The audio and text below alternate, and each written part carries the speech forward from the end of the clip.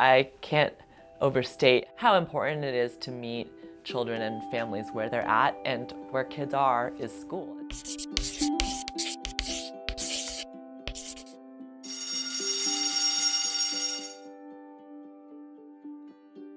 VOA Alaska school-based program is one of the programs that I hold near and dear to my soul, and I love all of them. I love all of them. But when we think about programs and services that might have the largest reach and impact, it is that of our school-based program.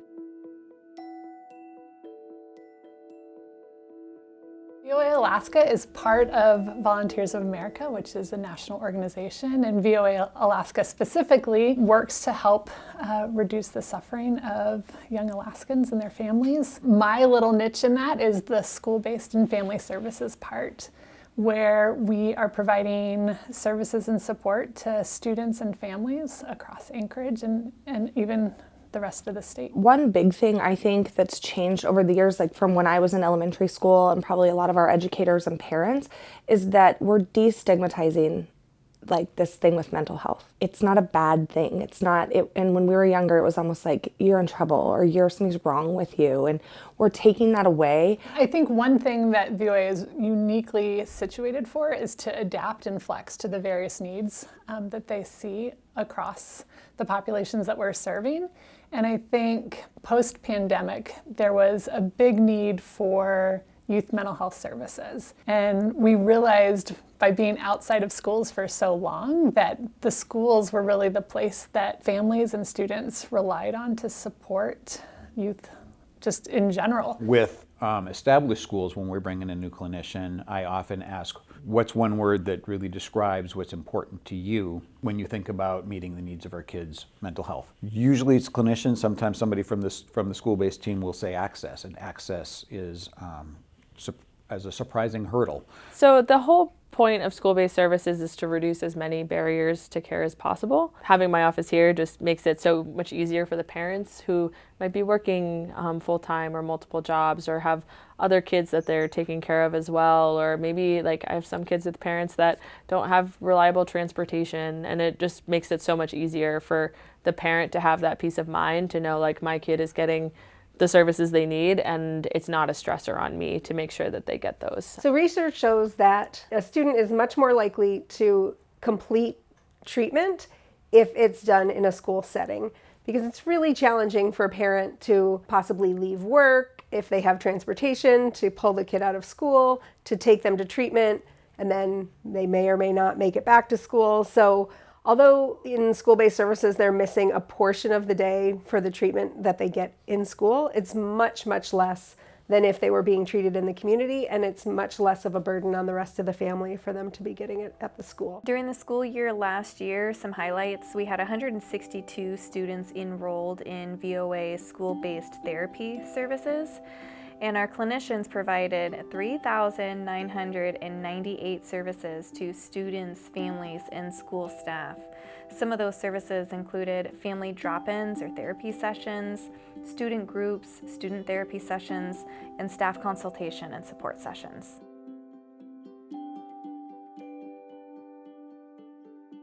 The model for this program just makes so much sense. It's really amazing to be able to come to school, see these kids that have these tremendous needs, and be able to meet them here where they are. The cool thing about VOA school-based program is that they really try their best to allow the clinician to adapt to the needs of the school and whatever need that might be. So it's pretty different at every school. Like the needs of East High School is going to be different from Rush and Jack Elementary, which is right next door. We also get to be so a part of the school and integrate with like the teachers and the students and the families. We get that like wraparound support that's so much different than when you're in an outside office. What I love about the integrated model that we've created is it is extremely responsive to each school community. The school teams, including the school counselor, the school psychologist, the integrated mental health clinician, and the leadership teams, the principal, and the other teams that they have at the school, really work together to tailor the program to meet the unique needs of that school. School-based services run off a tiered model. This model was actually built off of the MTSS, multi-tiered systems of support that educators use. Tier 1 is when we're really engaging with the whole school, so that could look like social emotional lessons in the classroom, trainings for teachers, attending family nights, or just being like present in the school. And then that Tier 2 is for smaller groups and students that maybe don't need the highest level of care but do still need some support. A lot of times that might look like building social skills, increasing like healthy coping strategies. On the top level, we have our like higher level clinical care. So that's going to be like outpatient level. We have a caseload of kids that we do your usual like assessment, treatment planning, weekly sessions, family sessions, case management type things with those kids. So those are going to be like the really focused interventions, and just bringing that outpatient care into the school building to reduce some of those barriers. And we saw that 98% of those that we provided crisis intervention services to, those were resolved at the community level. Only 3 escalations had to go to a higher level of care. No one provider can show up to a school and try to enact these changes alone and by themselves. One, the need is too great. I think the critical component of the partnership is teamwork, and we've kind of figured that out as we've identified the traits of buildings where we believe this is going to work. So we're looking for schools that already have teamwork in place, where groups of adults get together and have a collaborative culture on how to meet the needs of kids. Just like raising a child, this work really takes a village.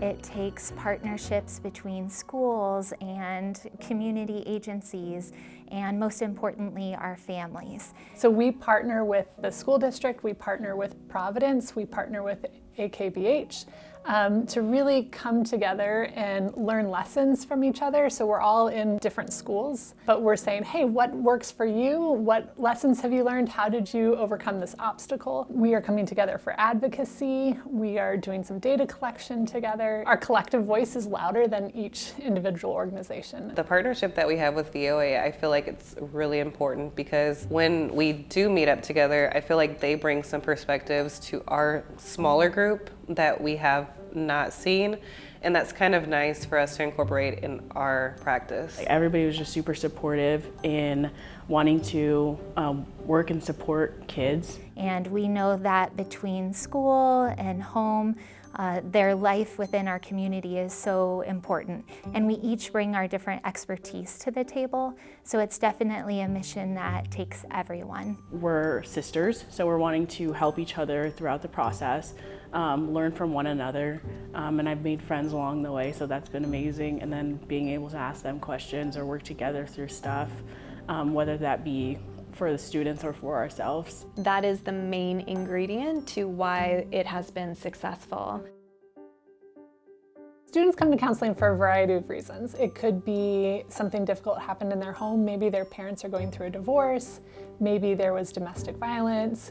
Sometimes it is stress, anxiety, depression. And I think the youth are trying to navigate their own path through the world, and to have all that stuff on top of them, it's a lot. What I am really proud about our team is they are really good about adapting the services that they provide. I try and think about, like, you know, when they're in the school, they're in a fast-paced environment, it's pretty stressful. It is sometimes like I do some intentional things to have them transition from the classroom space to the therapeutic space. So we usually start the session with maybe a moment of mindfulness, or maybe a walk around the school to kind of transition into that space. A lot of what I do with kids in the elementary school is play therapy. So they come into my office, and child-centered therapy is where the kid basically is leading a session. So they come in and I kind of follow their lead, and they get to work through whatever they might be going through that's difficult or challenging in their life.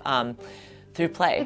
I like to think I have like a tool belt of therapeutic approaches, because I think it does change day to day, whether you're like responding to a crisis, or you're just in a session, or you're just like starting to build that relationship with a student. But I think what I like to lean into as a therapist is building that authentic relationship, and showing up as like my true self as a human is really great for that relationship to build and that trust to build, and showing the student it's okay to be their true self too. And then curiosity, because I think oftentimes as adults we make assumptions, or at least I know I do sometimes, and so being curious rather than putting narratives onto the student and just getting really curious about their world and their environment and how they see it, because kids are so insightful and they have so much to share. And then modeling is really huge. Kids learn through modeling, and so in sessions as I'm able to model some like healthy coping mechanisms, that's one of the best ways that students learn. So I like to focus on the person. A lot of times, you know, kids they just want to be heard, you know, and seen in a positive manner, and just explaining that to the parents the best that I can, and let them know that, you know, I know that there's a stigma about mental health, you know, so just trying to be that bridge in between whatever the problem is, the behavior problem that's causing a behavior problem, and just making sure that I can support your child while they're at school so that they can be successful. So more often than not, parents are really excited to hear that they have services in the school, and the rare times that I do notice apprehension or do encounter apprehension, I kind of let them know, like, hey, I'm here as an extra support to them. I'm a go-to person. I'm someone that if they need something, they can text me, and I have time to meet with them one-on-one, more time than maybe someone with like the counselors have maybe a caseload of like 200 kids, and I have 20. I think that is one of the amazing things about this program is we aren't helping children in isolation.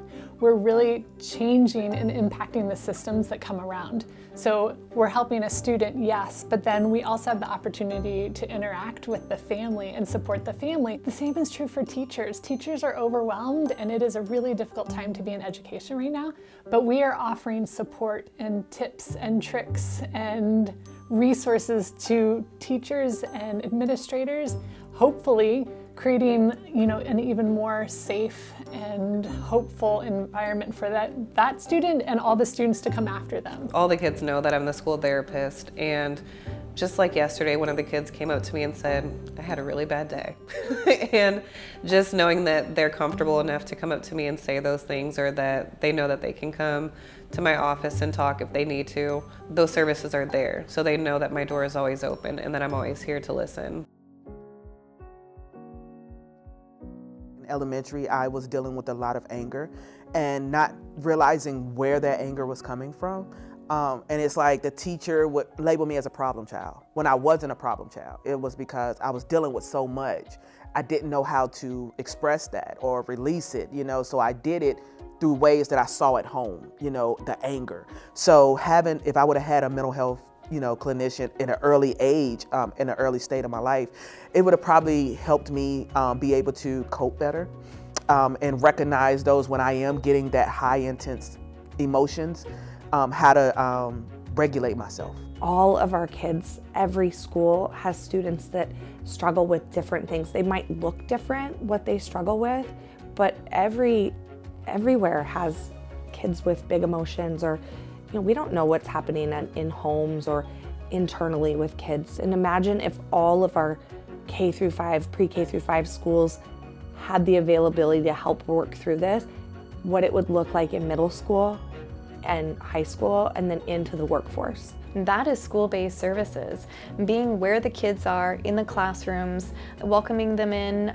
to school every morning, hosting family nights, and showing up as a support and a resource for families and the school. We really have an opportunity to change how society views mental health care. Everyone has been a child at some point. Many of us are parents.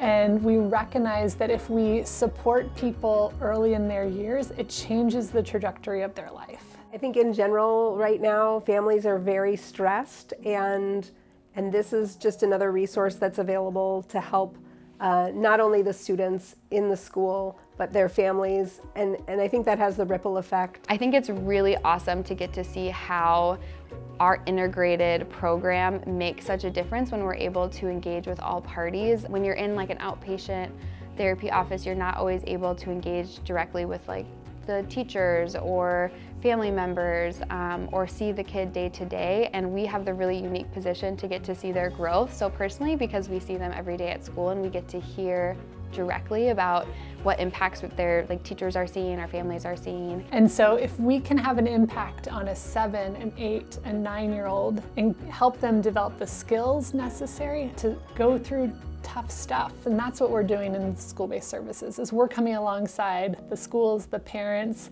the caregivers to help support young people and change the trajectory of their life. I am so excited about the momentum that we've built over the last couple of years. The reality is this program could be in every school across the state.